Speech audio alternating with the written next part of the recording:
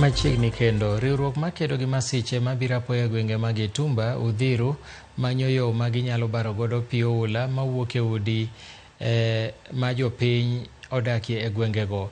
Gavana ma Kiambu Kimani Wamatangi owacho ni riwruogno omiyo wegodno ma sienyore e gwenge ma Kiambu notis mondo familia 50 modak e odno mondo dar, tok ka odno nyiso ranyisi mag sienyruok kod lwar piny.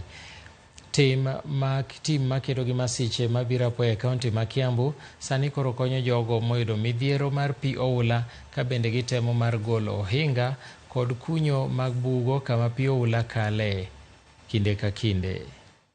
Tumekubaliana, hata mimi nimeangalia na tukaona ya kwamba ili jengo la pande hii, upande wangu wa kushoto, liko na hitilafu, kwa vile ukiangalia kwenye zile pillars zake zote mingi zimeanza kuingia ndani ya mchanga na kunaonekana cracks kulingana na mahali imeshikana na hiyo nyumba ingine na hii.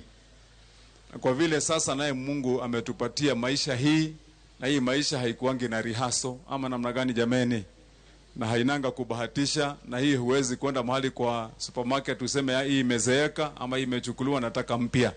Sasa kujihadhari ndio kitu ya muhimu. Wananchi wetu tukubaliane ya kwamba kutoka hapa sasa kwenda mbele, hili jengo mpaka tupate ripoti na suluhisho ambalo litakuwa la kutuambia hii ndio mwelekeo kwa sasa hivi.